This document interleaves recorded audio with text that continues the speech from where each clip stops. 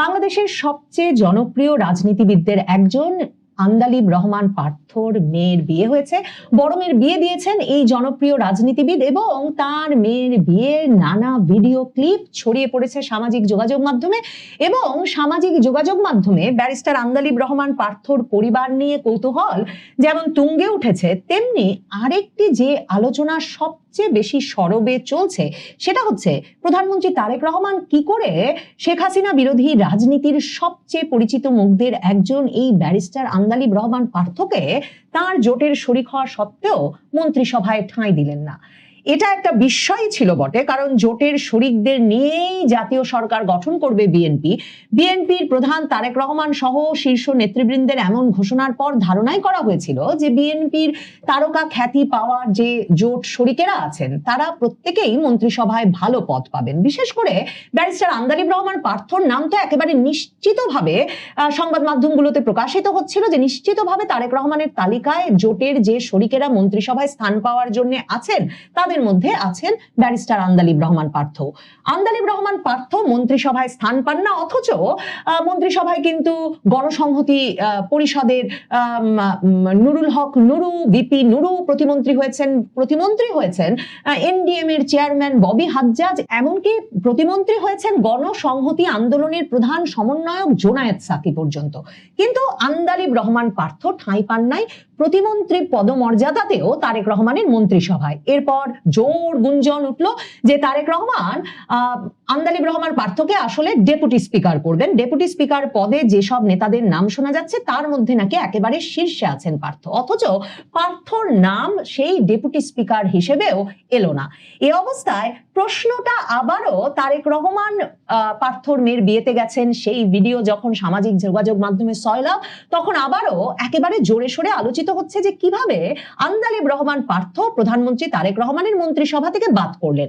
ভিডিওগুলো যদি দেখেন, এই যে বিয়েতে যোগ দেওয়ার তারেক রহমানের, মানে তারেক রহমানকে আন্দালিব রহমান পার্থ স্বাগত জানাচ্ছেন, তারেক রহমান বিয়ের নৈশভোজে খেতে বসেছেন, তখন আন্দালিব রহমান পার্থ এসে আতিথেয়তা করছেন, কিংবা তারেক রহমান কোনে জামাইয়ের সঙ্গে সাক্ষাৎ করতে মঞ্চে উঠেছেন, তখন আন্দালিব রহমান পার্থ পরিবারের কিছু সদস্য আশপাশে আছেন। এই ভিডিওগুলো যদি দেখেন সেখানেও দেখবেন যে তারেক রহমানকে সামাজিক অনুষ্ঠানগুলোতে কিংবা ব্যক্তিদের সঙ্গে বিভিন্ন আলাপ আলোচনায়, পার্সোনাল ইন্টারাকশনে, ব্যক্তিগত অনুভূতি আদান প্রদানে যতটা স্বতঃস্ফূর্ত মনে হয় সাধারণভাবে, এমনকি লন্ডনে বিয়ে খেতে গেছেন তারেক রহমান, জুবাইদা রহমান, সে ভিডিও তো আমরা দেখেছি, সেসব জায়গাতেও তাকে যেমন হাসি খুশি আর স্বতঃস্ফূর্ত দেখায়, আন্দালিব রহমান পার্থর মেয়ের বিয়েতে তারেক রহমান ছিলেন জড়সড় এবং কিছুটা যেন দায়িত্ব পালনে তিনি এসেছেন এবং সেই জায়গাটাতে, ওই পরিসরটাতে তিনি খুব স্বস্তি বোধ করছেন তেমন মনে হচ্ছিল না। অনেকেই সামাজিক যোগাযোগ মাধ্যমে প্রশ্ন তুলেছেন যে কোথায় আন্দালিব রহমান পার্থর শ্বশুর বাড়ির লোকেরা কি সত্যি সত্যি এই বিয়েতে আসতে পেরেছেন? শ্বশুর বাড়ির লোকেদের উপস্থিতিতেই কি তারেক রহমান গিয়েছেন?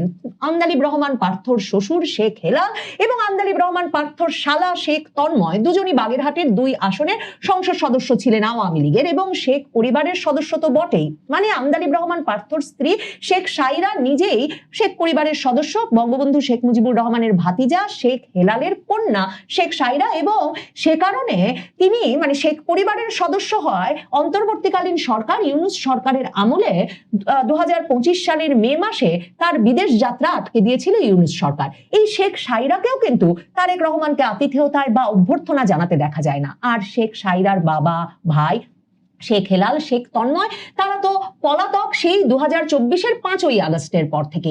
দেখেন, আন্দালিব রহমান পার্থ নিজেও তো শেখ পরিবারের সদস্য, যদিও বা তিনি সংসদে দাঁড়িয়ে সবচেয়ে উচ্চ কণ্ঠে এ দফায় বলেছেন, এই সংসদের প্রথম অধিবেশনের প্রথম দিনেই দাঁড়িয়ে বলেছেন যে এই সংসদের সবচেয়ে বড় সৌন্দর্য হচ্ছে এই যে এই সংসদে স্বৈরাচারের পক্ষের কোনো মানুষ নাই।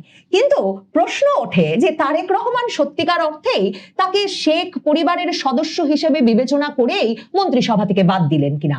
কারণ একদিকে বলতে গেলে তো আন্দালিব রহমান পার্থ নিজেও শেখ পরিবারেরই সদস্য বটে। শেখ হাসিনা তার খালা হন, কারণ তার পিতা জাতীয় পার্টির মন্ত্রী, পরে জাতীয় পার্টির নেতা এবং জাতীয় পার্টি থেকে বেরিয়ে বাংলাদেশ জাতীয় পার্টি গঠন করা নাজিউর রহমান মঞ্জুর, তিনি তো বিয়ে করেছিলেন, তিনি বিয়ে করেছেন রেবা রহমানকে। রেবা রহমান জীবিত আছেন, বিয়ে বাড়িতেও ছিলেন বটে, কিন্তু রেবা রহমান হচ্ছেন শেখ সেলিমের আপন বোন। তার মানে শেখ হাসিনা এবং আন্দালিব রহমান পার্থর মা রেবা রহমান হলেন পরস্পর সম্পর্কে ফুফাতো বোন। কাজেই এই যে শেখ পরিবারের সন্তান আন্দালিব রহমান পার্থ, সেটাই কি তারেক রহমানের আন্দালিব রহমান পার্থকে বিশ্বাস করতে না পারবার সবচেয়ে বড় কারণ? আন্দালিব রহমান পার্থর আরেক ভাই আশিকুর রহমান শান্ত, তিনি ভোলা 1 আসন থেকে, মানে যে আসনে এবার বিএনপির সমর্থনে নির্বাচন করে জিতে এসেছেন আন্দালিব রহমান পার্থ, সে আসনে ডক্টর আশিকুর রহমান শান্ত 2008 সালে নির্বাচন করেছিলেন বিএনপির টিকিটে তোফায়েল আহমেদের বিপরীতে। এবং সেই আশিকুর রহমান শান্ত আবার আওয়ামী লীগ আমলে এসে আওয়ামী লীগের সক্রিয় থিঙ্ক ট্যাঙ্কে পরিণত হন এক অর্থনীতিবিদ হিসেবে, এমনকি আওয়ামী যুবলীগের কেন্দ্রীয় কার্যনির্বাহী কমিটির সদস্য হন। কাজেই ওই বিয়ে বাড়িতে শুধু যে তারেক রহমানের অস্বস্তির কারণ আন্দালিব রহমান পার্থর শ্বশুর বাড়ির সঙ্গে শেখ পরিবারের সম্পর্ক, তাই নয়, আন্দালিব রহমান পার্থ নিজের খোদ শেখ পরিবারের সদস্য, আর আন্দালিব রহমান পার্থর আপন ভাই আওয়ামী যুবলীগের কেন্দ্রীয় কার্যনির্বাহী কমিটির সদস্য। তবে তিনি আবার এখন বহাল তবিয়তে ঢাকাতেই অর্থনীতিবিদ হিসেবে বিভিন্ন জায়গায় বক্তব্য রাখছেন বটে, কিন্তু তাকেও তারেক রহমানের উপস্থিতিতে সেই বিয়ে বাড়িতে দেখা যায়নি। মানে ভোলা 1 আসন থেকে বিএনপির থেকে নির্বাচন করেছিলেন যেই ব্যক্তি, সেই ব্যক্তি আওয়ামী যুবলীগ হয়ে গেছেন, আর তার আরেক ভাই শেখ হাসিনা বিরোধী রাজনীতির একেবারে প্রতিভূ হয়ে উঠেছেন। এই পুরো বিষয় আশয় মিলিয়ে তারেক রহমান সম্ভবত আন্দালিব রহমান পার্থদের পরিবারকে বিশেষভাবে কোনো বিশ্বাস করতে পারছেন না।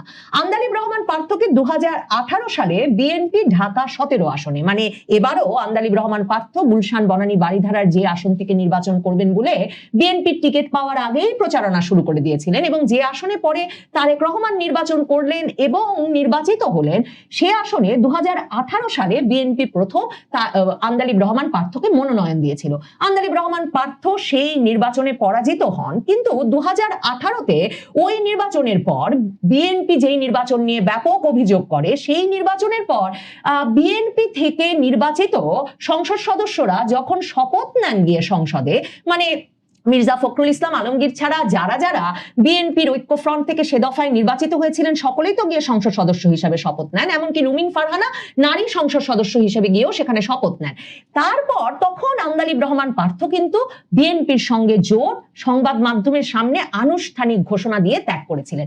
তারপর অবশ্য কবে তিনি আবার এই জোটে ফিরে এলেন আর 2026 সালের নির্বাচনে বিএনপির মনোনয়নে নির্বাচন করবার কথা ভাবছিলেন, বিএনপির সমর্থনে নির্বাচন করার কথা ভাবছিলেন, সেটা আমি ঠিক মনে করতে পারছি না। কিন্তু এ দফায়ও ঢাকা 17 আসনে তারেক রহমানের গ্রিন সিগন্যাল পাওয়ার আগেই আন্দালিব রহমান পার্থ প্রচারণা শুরু করে দেন। মানে তারেক রহমান দেশে ফিরতে পারেন নির্বাচনের আগে, তিনি হয়তো গুলশান অ্যাভিনিউতে যেহেতু থাকবেন, তিনি হয়তো সেখানে সেই আসনে নির্বাচন করতে পারেন। এসব কোনো কিছুই বিবেচনা না করে তারেক রহমানের কোনো রকম গ্রিন সিগন্যাল ছাড়াই আন্দালিব রহমান পার্থ কিন্তু ওই আসনে প্রচারণা শুরু করেছিলেন। আর পার্থর অবস্থা ওই ভোলা 1 আসনে, যেটাকে তারা তাদের পৈতৃক আসন বলেন, তাতে ওই রকম ছিল যে তিনি যখন নির্বাচনী প্রচারণা চালাতে ওই এলাকায় গিয়েছিলেন, তখন ধানের শীষের প্রার্থী হিসেবে যাকে মনোনয়ন দিয়েছিল বিএনপি, সেই ব্যক্তির সমর্থকদের প্রতিবাদ বিরোধের মুখে কিছুতেই ভোলা 1 আসনে দাঁড়াতে পারেন নাই, জনসংযোগ করে শান্তিতে ঢাকায় ফিরতে পারেন নাই আন্দালিব রহমান পার্থ। কাজে তারেক রহমান জানেন তিনি জোট শরিক হিসেবে জনপ্রিয় রাজনীতিবিদ আন্দালিব রহমান পার্থকে যথেষ্ট ফেভার করেছেন, যথেষ্ট ছাড় দিয়েছেন, কারণ তিনি ভোলায় তাদের প্রাথমিকভাবে মনোনীত প্রার্থীকে সরে দাঁড়াতে বলেছেন, বিএনপির সেই প্রার্থী সরে দাঁড়িয়েছেন, বিএনপির নেতা কর্মী সমর্থকেরা আন্দালিব রহমান পার্থকে সমর্থন দিয়েছেন বলেই টক শোতে ব্যাপক জনপ্রিয় এবং সংসদে সালমান এফ রহমানের বিরুদ্ধে বক্তব্য দিয়ে 2008 সালে ব্যাপক জনপ্রিয় হয়ে ওঠা আন্দালিব রহমান পার্থ এবার সংসদে ঠাঁই পেয়েছেন। তারেক রহমান শতভাগ বিশ্বাসের দিকে মনোযোগ দিচ্ছেন, যাদেরকে তিনি শতভাগ বিশ্বাস করতে পারেন, যারা এই 1.5 দশক আওয়ামী লীগের আমলে সবচেয়ে বেশি সাফার করেছে, কোনো লাভালাভের হিসাব না করে বিএনপির পক্ষে, দলের পক্ষে থেকেছে এবং হঠাৎ করে জোট ছেড়ে চলে যায়নি, দলের বিপক্ষে গিয়ে দাঁড়ায়নি তাদেরকে সবচেয়ে বেশি পুরস্কৃত করবার কথা মাথায় রেখেছেন তারেক রহমান। সে কারণে নাম না জানা অনেক ব্যক্তিরাই এবার মন্ত্রিসভায় স্থান পেয়ে সংবাদ মাধ্যম সহ রাজনৈতিক পর্যবেক্ষকদের একরকম চমকে দিয়েছেন। আসলে বিশ্বাসের সংকট, আর অন্যদিকে জনপ্রিয় যখন কোনো ব্যক্তি হয়ে উঠছেন দলের চাইতেও বেশি, তখন সম্ভবত তারেক রহমান তাদের উপর ভরসা রাখতে পারছেন না। আন্দালিব রহমান পার্থকে সড়ক, নৌ, রেল 3 মন্ত্রণালয় দেওয়ার পর যেই মন্ত্রী রবিউল আলম একরকমের নানা দুর্ঘটনা, ভয়াবহ দুর্ঘটনা ঘটিয়ে নানা বিশৃঙ্খল পরিস্থিতির সৃষ্টি করেছেন, তার কাছ থেকে একটা মন্ত্রণালয় নিয়ে দিয়ে দেওয়া হবে কিনা সে নিয়েও সামাজিক যোগাযোগ মাধ্যমে ব্যাপক আলোচনা চলছে। তবে যে কোনো পুরস্কার